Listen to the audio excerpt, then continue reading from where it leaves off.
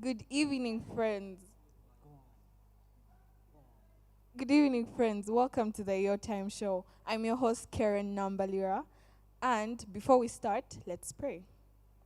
Heavenly Father, I want to thank you for this amazing day. I want to thank you for protecting us through the day. I want to thank you for just taking us through the day in general. We pray for the show, and I pray that it may go well and that we may enjoy it and that everyone will learn something. Amen. So today we are going to be talking about tech and media, and thankfully we have our very own tech guru. Please introduce yourself. All right. My name is Joe Jemba. Some people call me Joe Jemba of Uganda. Recently, I used to be the General Secretary of the Uganda Skin Guard Association, which I am not anymore. Someone could take up that position whenever they are ready. And also, I do a lot of work in line with media, tech, and so many things to do with literally tech and media. Wow. And I serve and work with Gaba Church and Africa Renewal Ministry, respectively. Very single, and yeah. Well, I guess we've all heard for ourselves. Before we start this conversation, please tell us about technology stratification. All right. When you talk about technologies, certification and stratification, it's just a divide that creates technology in two ways. One, we have the digital divide, respective of how much you know or how much you don't know. Technology itself creates a divide of itself. So, for example, we may be here, but different people understand tech differently, but also different races can acquire technology differently. Yeah. But also, if you talk about geographical locations, right now we are in Uganda, and what could happen is that people that are in Gulu may not have 4G, yet people in Kampala receive 4G. Yeah. There's like a digital divide technology just puts across everything. So for example, people in America, over USA, over States, they have 5G. Yeah. In Uganda, we haven't yet got 5G. So there's a way that technology that we are in creates a divide in us, from races to geographical locations and other forms of divides that are there.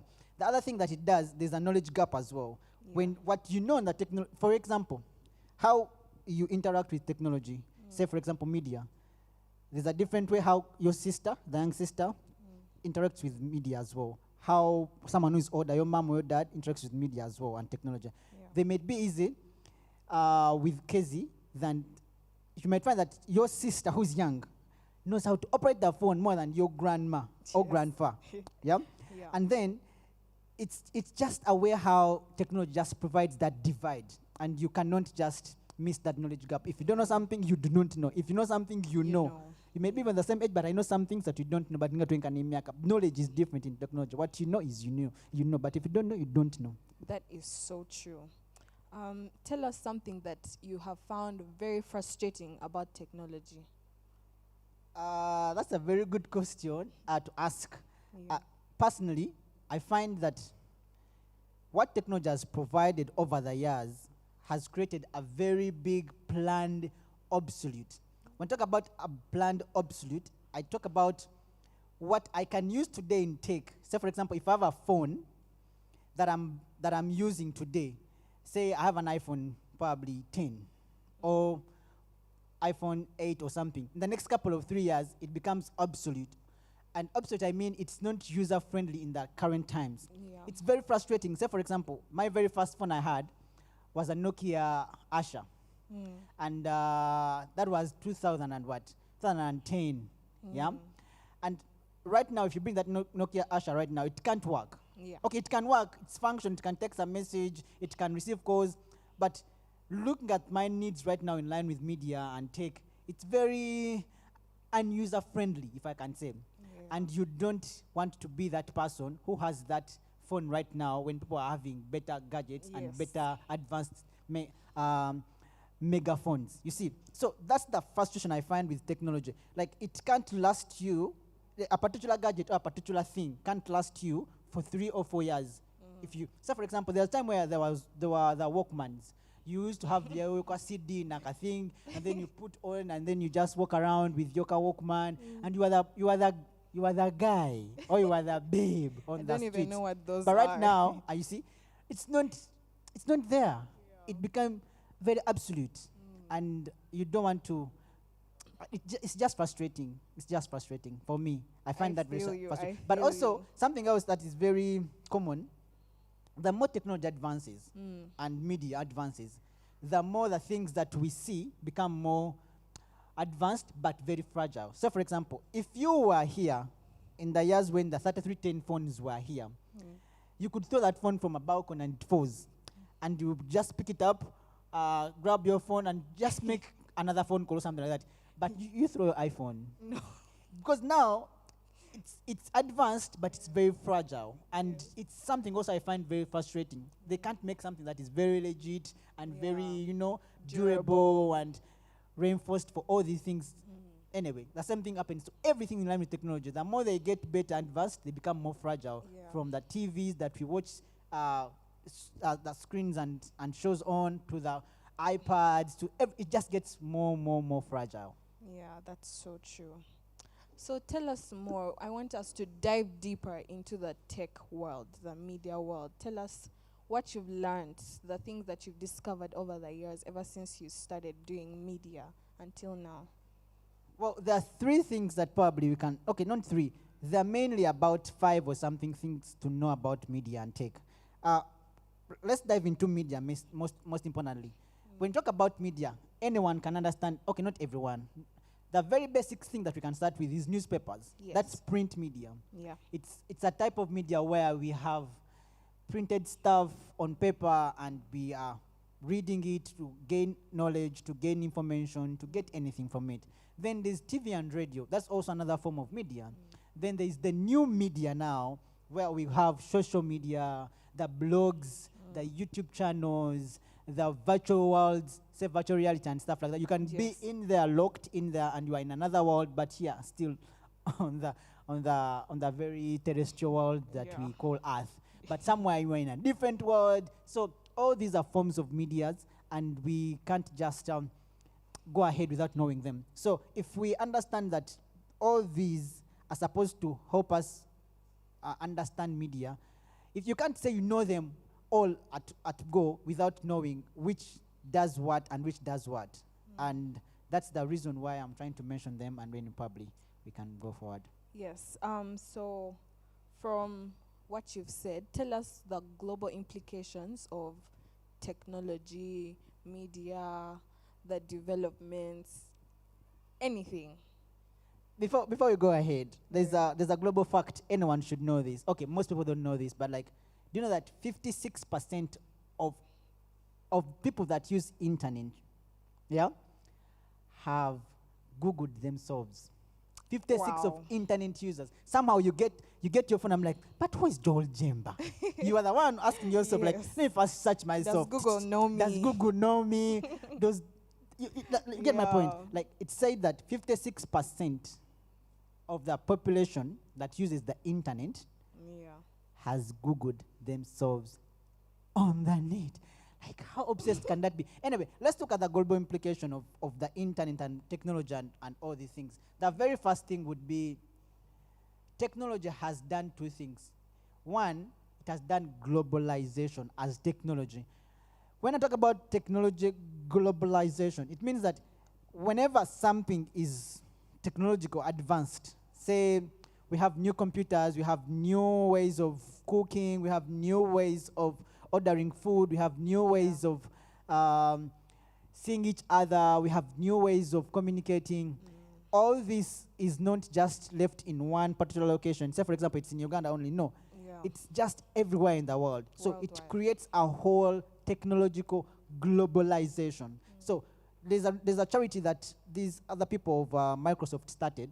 They do charities in a way that when you buy a laptop, if you are from the West, and you buy a laptop from the Microsoft people, they give another laptop to people from third world countries.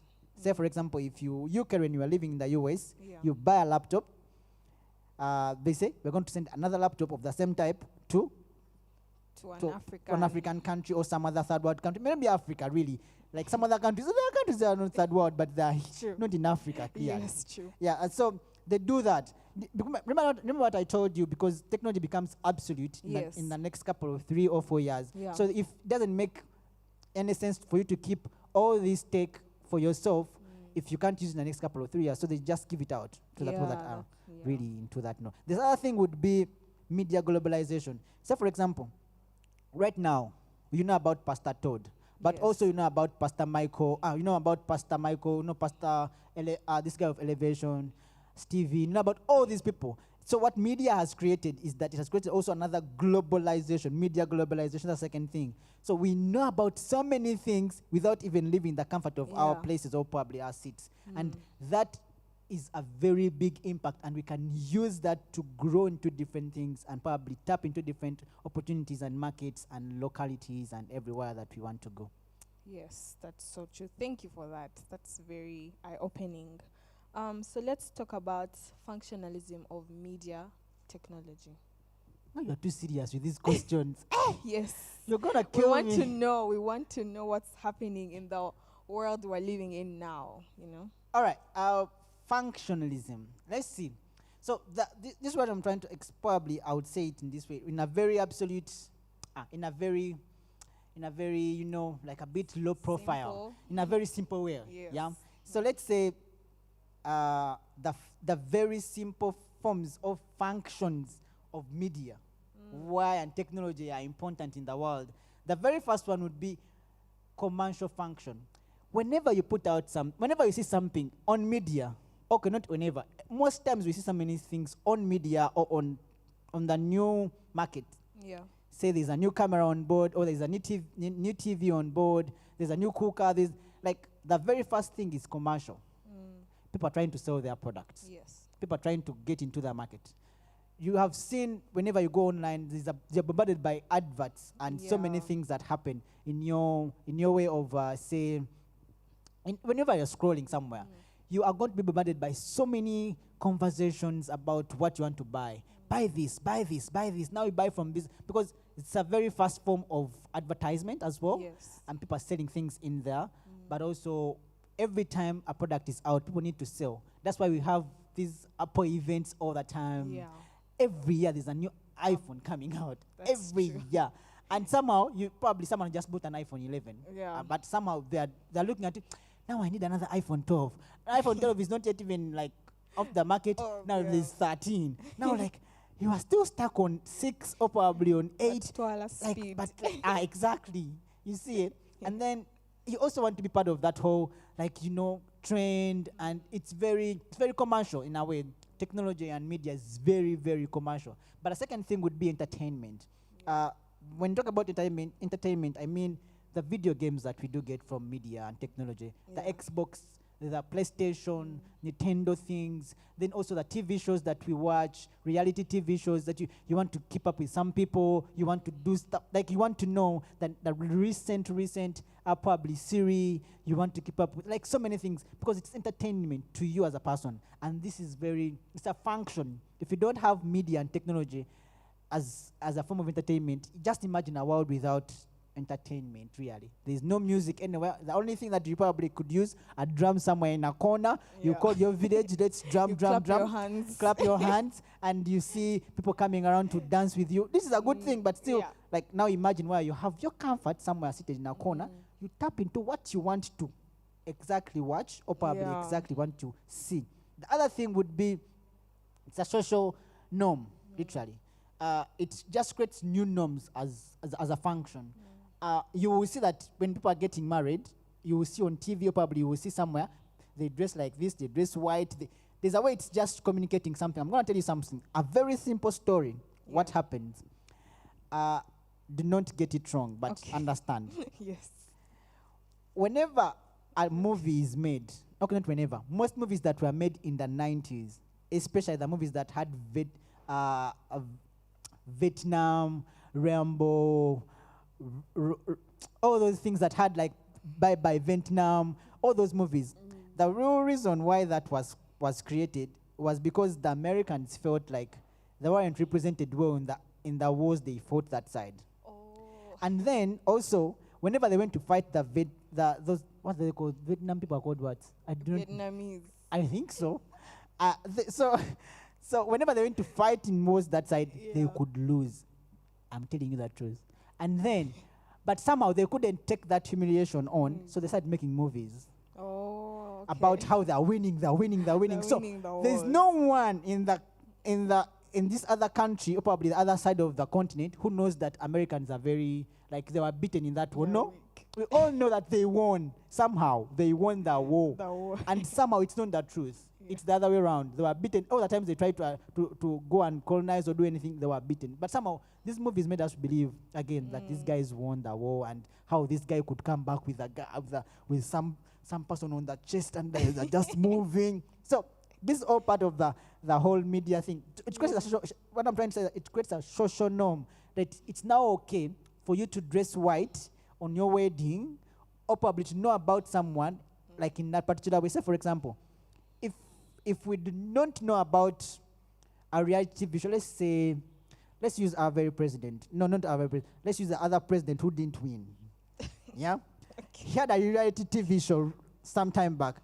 We used to know about him, so many things. He's now this side, he's now this side. There was a whole TV show about him, reality TV show. And it created like a brand that we get to know him, we get to understand him, we get to see what he does, what locally, like normal things. And these are things that we carry on in our social lives, and we associate with these things. We love people, we love socializing, we love all these things. That's a very important function of course of media and tech. They help us become better, but also getting to know people on a social norm. Yeah. Wow. So, Joel, tell us, how can the church, we had COVID, we're now online. How can the church use technology and media to influence or to how to influence the world? How can the church use that to spread the word, spread the message? Yeah, tell us. All right. Now, the two things we need to understand. Technology, the way it is, and media, the way it is, like it or not, it's here to stay. True. How does the church use this moving forward? Or how does a Christian who is a Bible-believing Christian, believes in Jesus, became a Christian, born again, how does he or she use technology and media to move forward? Yeah. One thing that we need to know, the Bible says in Matthew chapter 11:28, go into the world, teaching them the things that make disciples of all nations, teaching them to observe the things that I've taught you, baptizing in the name of the Father, Son, and Holy Spirit. Yeah.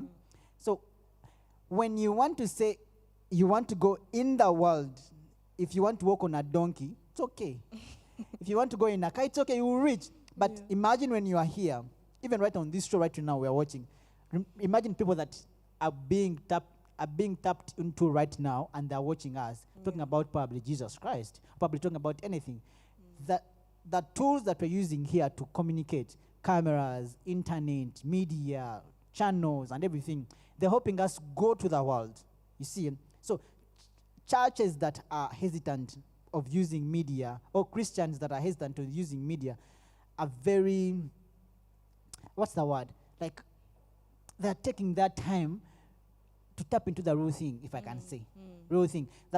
Not the Bible. Somewhere, I was reading someone says, if it's possible right now in the world, if we could calculate the number of people that are on Facebook right now, that are using Facebook today, they can create a whole planet, another new planet. You see Africa, America, all these things. Like, those are continents. But now, people that are on Facebook alone can create another whole planet of its own. Because people work there, people have businesses there, people meet their spouses there, people do conversation. It's like a social kind of gathering. Every time you are there doing business, you are talking to people, it's like a whole planet, literally like a community of people. So you need to also use all these platforms that have been given to you as a church, or as a minister, or probably as a Christian, to reach out to people. I like what you do usually on your morning statuses, and you say today's verse is this. People see those things. Whoever doesn't want to say amen or anything, at least you have reached out to someone who's on your... Like, it's okay. If you don't want to reply to the verse, it's okay. You have watched, you have seen the verse, proceed. If you want some other funny memes, it's okay, you still come. But like for me, I've given you a verse for that day, it's there. You see it? So how do we use it? The basic way the best way to use social media and the internet, one way would be this, even as a church, as a minister or anyone, find things that are very engaging. Engaging. Anywhere that you will go, anywhere that where you go, anytime that you go, people want stuff that is engaging to them. Yeah. If I'm not engaged to a conversation, I won't like it. I'll just scroll past it. That's true. But also find things that are very informative. Say, for example, if I have nothing that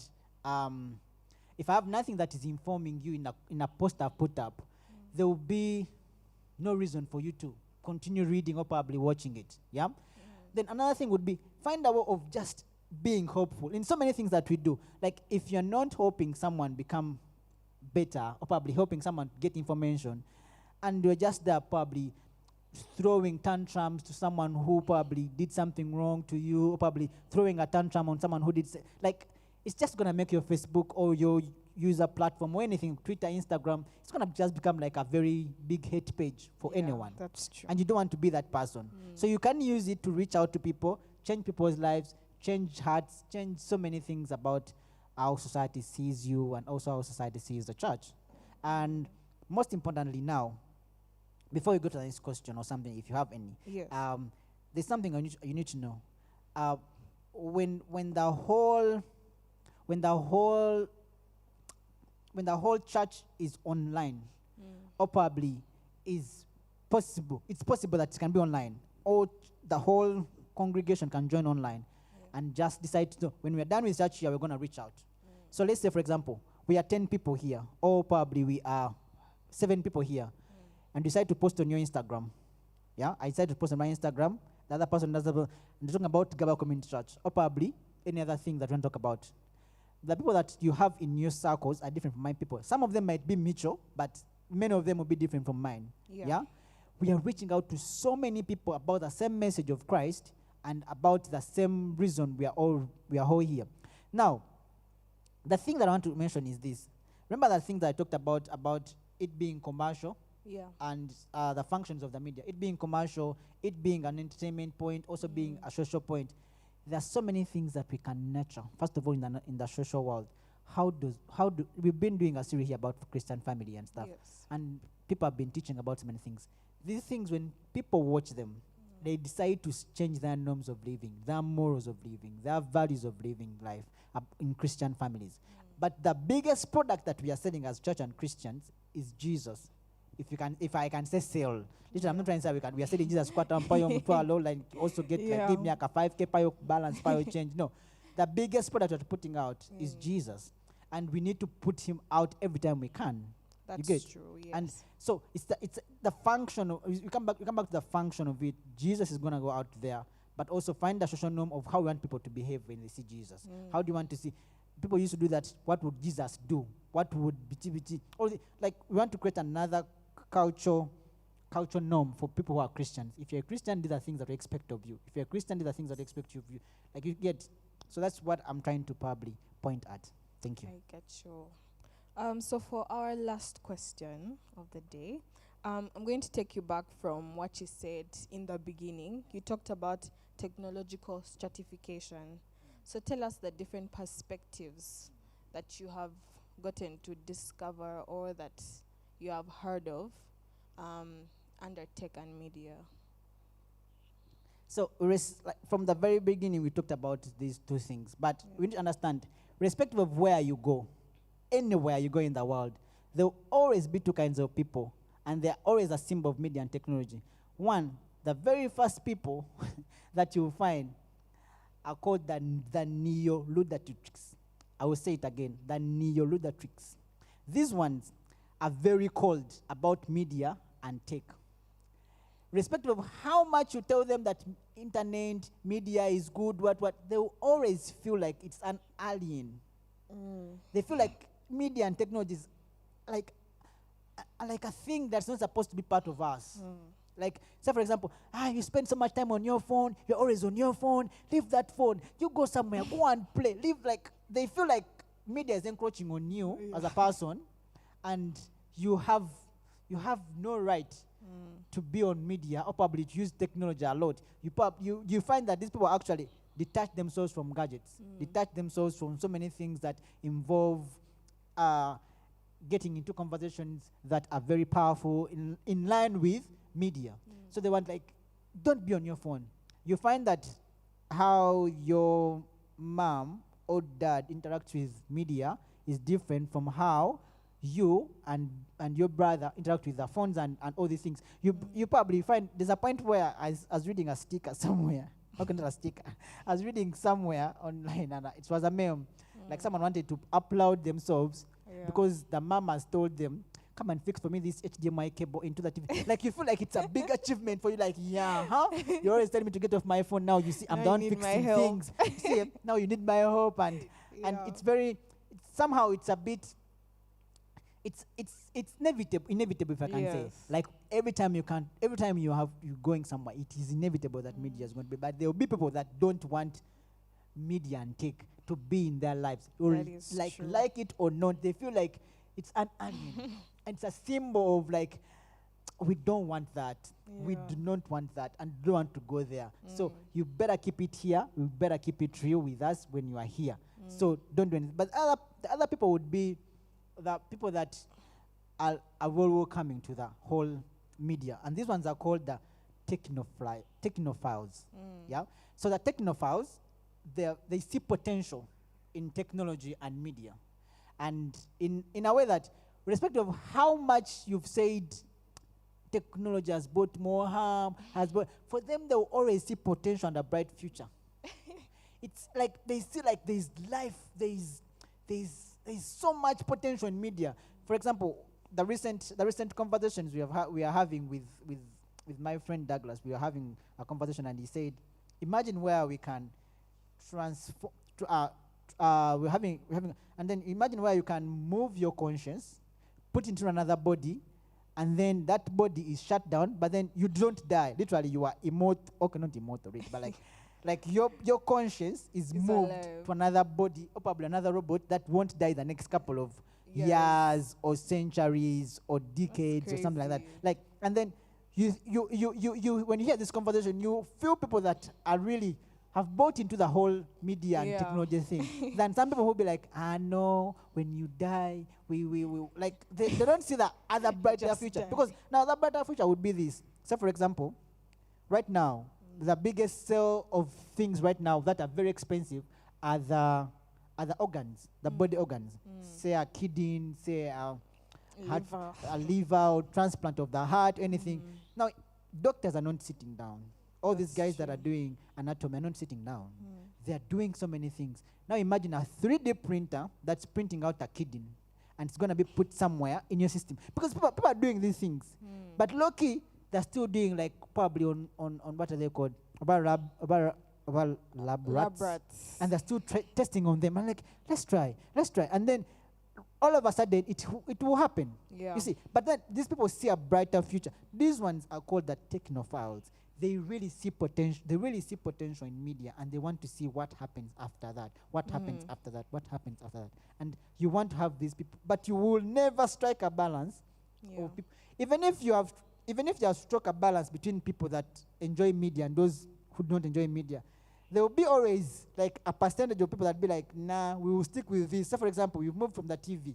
Now, like, okay, let's just allow the TV into the house. There'll be other people that will be like, okay, let's not have phones, let's just have TV. Even the generations that will come after us, there will be people that are still stuck somewhere in a particular media divide, if I can say. That's why it was important for me to mention these two things when we are starting. The divide of the knowledge, but also the divide of the digital. There will be points where you will have to strike a balance. If they want or not, they all have to be here in the same world, and we live together. Indeed. So, just one last question. From your point of view, from your perspective, do you think media does more harm than good, or is it the other way around? I can first give you a fact, but okay. Okay. Let's first do this. Does media do more harm than good? Well, the few things that happened. One, the harm might be on society or the harm might be on a person. Yeah. How do you know that media is now hurting you? When you start getting addicted to things that are not supposed to be probably in your system. Say, for example, there's a conversation we were having earlier about media addictiveness and stuff like that. But let me first explain. Does media do more harm than good? The point of discerning what is harm and what is not harm is a bit gray. We can't tell. It's a very gray area. We can't tell. But you can do all because it's just a tool. Yeah. Technology is just a tool. You can use it for the better, you can use it for the worst. You can use it for anything. You see, if you choose to use it for cyberbullying, it's harm to some other person who's being bullied the other side. If you choose to use it for reaching out to the people, it's also good. Reaching out to raise donations, it's also good. You can't say so. Technology, in a way, it's a tool. We can't choose to say it's bring harm or not. It's the person behind it using it wrongly or probably using it right. So we have to strike that as well and understand. But most importantly, the things that you need to know about technology, the way it engulfs us, how you use tech and media starts from. It's easier for you to learn these things because you have two sides of your brain. There's the front. I know you don't want to talk about the brain. I see you're already like, why are you talking about the brain? So the brain is a very important tool, but also how you use the brain. You have two parts of your brain that are important. You have the front lobe, this one here, and then you have this other back side, which is called the back lobe. So this side, which is important for taking risks and also telling you, but which one? No, this side is the one which is important for all the exciting things. Dopamine is excreted here, like all these things that are so interesting. Sugar, be excited. Like all these things, excitement is behind here, and it grows towards the front lobe. That's how the brain grows. It grows like this from the back. That's why somewhere in between here, when a kid is born, there is some like I'm driving to something. Please follow with me. Yes. In between here, there's like a thing that is too like it's like a beat, like a heartbeat. like the skull is not there. like some you can feel that the brain is still growing because it's still not yet intact. Yeah, it's still growing, and the reason why it's like that, your brain that is exciting or probably does the exciting things has less risks.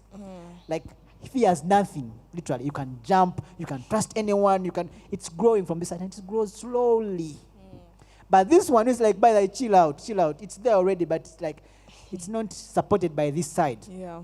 So what happens is this, it's learning a lot. That's why kids learn more of these gadgets and can adapt more on the things that we use with tech and media faster than old people. Old people are like, chill out. That one will just pass us. Chill out, like chill, because this already thing has already formed. Yeah. But this other side is not yet, is already complete. So that's why you adapt more to tech than other people. But it's not harmful at any particular point. It's just a tool. Whichever way you choose to use it, it's all upon you. Okay. Thank you very much. We're going to stop here for now because of time.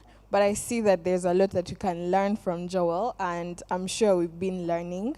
I've learned a lot myself, and I think we'll be able to host him a second time if he would like to have that opportunity. But this is the Your Time show. See you next Thursday, same time, 5 p.m. And just get ready because we have a lot more in store. I am Karen Nambalira, being your host, and Jemba of Uganda. Yeah, it's been awesome being hosted. Thank you so much. Yes.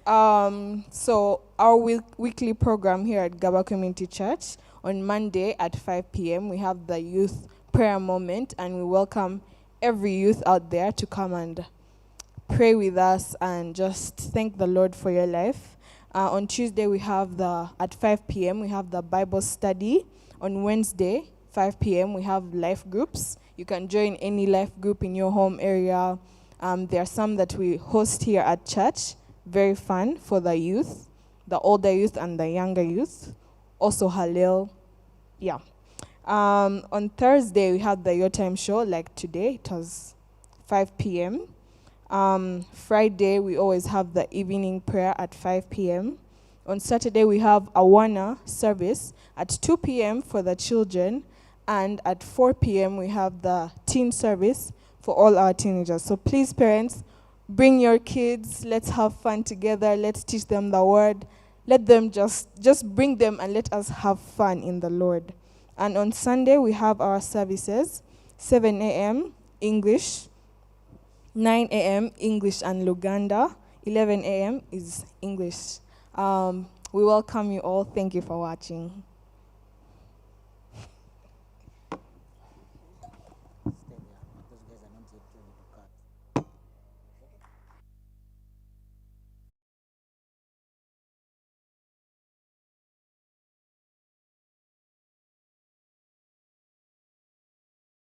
Your faithful giving helps impact others with love and hope of Christ. To make a secure giving online, go to our website, gabachurch.org, click on Give to GCC, enter the amount you want to give, fill in your details and card details, and you are done. You can give through your mobile using MTN Mobile Money or Airtel Money.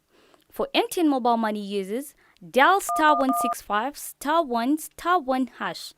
Enter the number 0773 254 660 and put the amount and reason if it is tithe offering or Thanksgiving gift, then send. For Airtel Money users, dial *185 *1 hash. Enter the number 0758 306 591 and put the amount and send.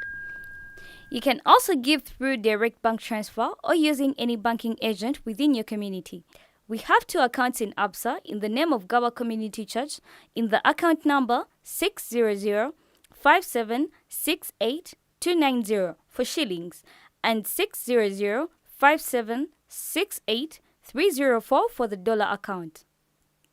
Another bank account is DFCU. You give to the account number 0101 35 000 78 005. Lastly, if you are near our church campus, you can give through our offertory boxes. Thank you for your generosity and commitment to the ongoing ministry of Gaba Community Church. God bless you.